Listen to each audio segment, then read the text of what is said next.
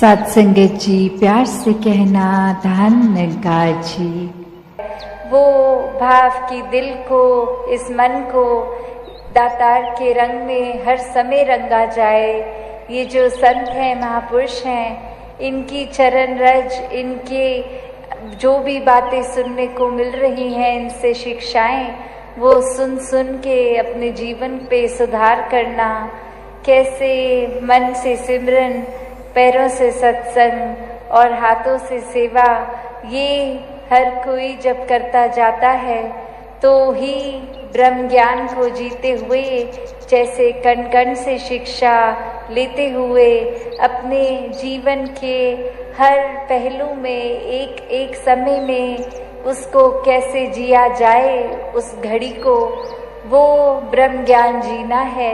कि जब इस निरंकार को याद रखते हुए कोई भी काम करेंगे, और वो सारे पलों से ये जिंदगी बनी है, तो हर पल में जब ये दातार है तो पूरी जिंदगी ये दातार है। तो बस एक कर्तव्य जो एक भक्त का रहता है वो यही कि हमने इस निरंकार को कभी नहीं भूलना। चाहे हम देश के तरफ भी नज़र डालें तो इंडिपेंडेंस डे, वो एक देश का आज़ाद होना, कैसे एक इतने सालों की स्लेवरी से मुक्त हुआ देश और एक देशवासी आज़ाद हो गए, और अब ये शरीर तो आज़ाद बंधन से, पर ये आत्मा, ये जीवन हमारा, ये भी आज़ादी तभी प्राप्त करता है जब ब्रह्म ज्ञान एक झोली में हो। कैसे हम छोटे छोटे उदाहरण भी देखें कि अगर हम कोई एक ट्रेन में, एक जहाज में, गाड़ी में, बस में, कहीं पे भी बहुत लंबी यात्रा कर रहे हों, और जैसे ही वो वाहन का रुकना हुआ, सबसे पहले एक इच्छा होती है कि दरवाज़ा खोल के ज़रा बाहर 1-2 मिनट टहल के अपने एक जकड़ा हुआ शरीर, उसकी कुछ अंगड़ाई ले लें या किसी तरह स्ट्रेचिंग एक्सरसाइज कर लें कि ये इतने देर से बंधा बंधा शरीर फील हो रहा था, एक लग रहा था कि बॉडी में ब्लड सर्कुलेशन नहीं हो रही, और अब कैसे वो रुकी है ट्रेन तो बाहर उतर के प्लेटफॉर्म पे ही शरीर को, एक मसल्स को रिलैक्स करने के लिए एक यत्न किया जाता है। कैसे एक एयरक्राफ्ट में बैठते हैं, जैसे ही लैंडिंग होती है सबसे पहले अपनी सीट बेल्ट खोलने की इच्छा तुरंत, कि ये पहला मौका मिला नहीं कि वो सीट बेल्ट खोल के शरीर को एक रिलैक्स किया, आज़ाद किया। तो जब हम ये देखते हैं कि पल पल में एक कुछ समय के लिए, चाहे कैसे भी बंदिश आती है, एक तन हमारा वो आज़ादी की ओर, उसकी बंदिशों से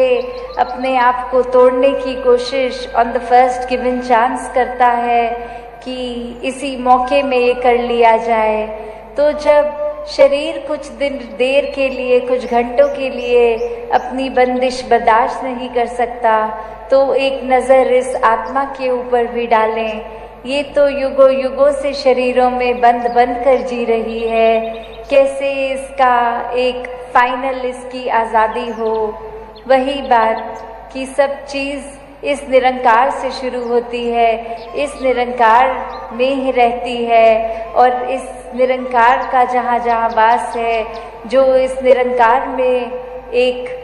अंदर उसके घुल गया, तो वो भी कण कण में पूरी सृष्टि के। तो अपने आज़ादी के बारे में अगर रूह की सोचा जाए तो ब्रह्म ज्ञान द्वारा कि किस तरह एक इंसान का मिलन ये शरीर से उठकर, ये जो आत्मा शरीर में बसती है, इस परमात्मा की अंश, इसका जब असली घर मिल जाता है, एक पता चल जाता है आत्मा को कि हम इस निराकार से ही आए हैं। इतनी बार सुन लेते हैं तो लगता है कहीं उनकी इम्पोर्टेंस खत्म हो रही है। चाहे वो सेवा, सुमिरन और सत्संग, ये 3 शब्द, पर ये सिर्फ शब्द नहीं है, वो सेवा का भाव अंदर से, वो सुमिरन रूप एक लगाव, एक एहसास, एक कम्युनिकेशन इस निराकार से। एक सत्संग में भी सिर्फ आके बैठ के जाने वाली बात नहीं, हर एक के जीवन से अपने जीवन को और सुनहरा बनाएं। जब हम ब्रह्मपुरुष होकर, एक ब्रह्मज्ञानी होकर, तो भी अगर हम भटक जाते हैं किसी के कुछ कहने पे, तो फिर ये चेतनता कहाँ है? अगर हम इस स्टोरी के केस में देखें तो फिर भी वो स्कोप हो सकता है कि वो भाषा नहीं समझते थे तो किसी ने जो कह दिया उसी को ही सच्चाई मान ली। यहाँ तो हम वैसे सब बुद्धिजीवी, ये चेतनता रखने वाले, फिर भी एक अपनी बुद्धि को परे रखकर अक्सर अफवाहों में पड़ जाते हैं। एक आगे से आगे वो कुछ ना कुछ मैसेज दे देते हैं। तो कैसे हमें हर समय ये अलर्टनेस, ये चेतनता, क्योंकि ब्रह्मज्ञानी है तो एक ब्रह्मज्ञानी होने का एक ड्यूटी, ये रिस्पॉन्सिबिलिटी भी है कि हर समय की चेतनता होनी है। ये ब्रह्मज्ञानी होने का मतलब ये नहीं कि हम इस जहाँ निराकार के आश्रय, इसके रंग में रंगे हर समय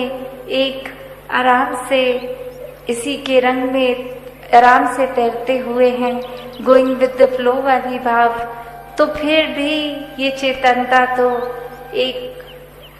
कैरेक्टरिस्टिक है ब्रह्मज्ञानी का। ये कहीं भी नहीं है कि अगर आप एक भोले संत हैं, ब्रह्मज्ञानी हैं, तो आप चेतनता का प्रयोग नहीं करेंगे। नहीं, संत स्वभाव ही चेतनता का उसमें योगदान होता है कि संत कभी भी ऐसा कोई कार्य नहीं करते जो इस निराकार के एहसास या कोई एक अच्छी शिक्षाओं से विपरीत होता है। एक माइंडलेस एक्टिविटी में कभी कोई भी संत इंडल्ज नहीं करता, तो वो परख भी कि क्या ठीक है क्या गलत है, हर समय का वो डिसीजन बनाना, यह चेतनता ही एक उपयोग में आती है। तो अक्सर कोई ना कोई ये बात को भी उस तरह बोल देता है कि ये तो सब निराकार ही कर रहा है, तो खुद उसमें अपने एक वेस्टेड इंटरेस्ट, एक अपने फायदे की चीज छुपाकर, एक उस तरह जैसे मुहावरा यूज होता है कि किसी के कंधे पे बंदूक लगा दी तो बात वही, फायदा हमारा, और बात को उस तरह मोड़ दिया कि हमारा इसमें कोई फायदा नहीं, ये तो बस निराकार करता जा रहा है। तो हमेशा ये एक चेतनता का प्रयोग संतों ने हमेशा से जहाँ किया भी है और उनके जीवन से भी झलकता है। जहाँ ये आनंद लेना है, इस निराकार की मस्ती में चूर रहना है, वहाँ हर समय एक अलर्टनेस की भी बात है कि कहीं कोई ऐसी चीज तो नहीं हो रही जो हमसे हमारे नुकसान और किसी और के नुकसान के लिए हो रही है, या फिर अक्सर कोई ऐसी बात कि अगर हमारा भी कोई फायदा उठा रहा है तो उसमें भी चेतनता का ही प्रयोग होता है। तो एक वही बात कि अपनी बुद्धि को उस तरह एक ये ज्ञान प्राप्त करके, ब्रह्म ज्ञान लेकर इस निराकार परमात्मा से हर समय के लिए अपना मिलाप कर ले, तो कैसे सिर्फ महाराष्ट्र ही नहीं, एक पूरे संसार में अगर हम देखें तो कितना वो फर्क आ जाता है, वो कितना देखने में कि रूप आकार या फिर एक ज्योग्राफिकली कोई डाइवर्सिटी है, या कोई बोलने की तरह कोई भाषा, कोई आकार शक्ल, तो कैसे इतने अलग अलग जहाँ देखने में ही है हर कोई। तो स्वभाव की बात आए तो अनगिनत स्वभाव होंगे हर एक के, कैसे अलग अलग स्वभावों वालों को भी अपनाया जा सकता है, क्योंकि अक्सर इंसान ऐसे ही कंफर्टेबल हो पाता है किसी के साथ कि अगर कुछ हमारा उससे मेल खा ले, कोई वो बात हो जो हम में और उस इंसान में कॉमन है, कि या हमारा कोई वो प्रोफेशन सेम हो या किसी तरह की कुछ चीज़ें एक जैसी पसंद हो, या रहन सहन का तरीका या कोई पढ़ाई उपलब्धि इत्यादि कितने भी अगर हम देखें, कुछ एक कॉमन फैक्टर इंसान ढूंढता ही है कि कैसे किसी के अगर नज़दीक फील करना है तो वो एक कॉमन फैक्टर ढूंढा जाए। तो बात वही कि संत समझाते हैं, और अनेकों किसी भी धर्म ग्रंथों को हम खोलकर देख लें तो संदेश यही है कि वो कॉमन फैक्टर ये परमात्मा ही है, ये निराकार है जो हर कण में है, ये एक बराबर हर जगह है, हर एक के अंदर भी है बाहर भी है, ये नष्ट नहीं होता। तो कैसे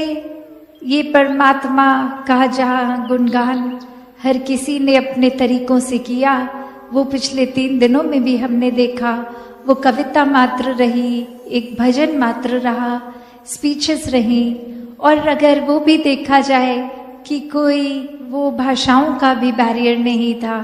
उम्र का भी बैरियर नहीं था, बच्चे बुजुर्ग नौजवान हर किसी ने अपने तरीके से ये संदेश दिया कि इंसान अपने जीवन को संवार लो, इसको जीते जी हर कीमत पर, हर मोमेंट पर इस निराकार से ही जुड़ो, अपने मन को एक ठंडक हर समय की दो, ये सुकून दो, आनंद दो, शांति दो। तो जितना ज़्यादा अगर हम और गहराई में जाते रहें, किसी भी संत का जीवन खोल के देख लें, चाहे इतिहास में हो या हमारे सामने आज की डेट में साक्षात, तो हर कोई यही समझा रहा है कि ये परमात्मा को हम किसी भी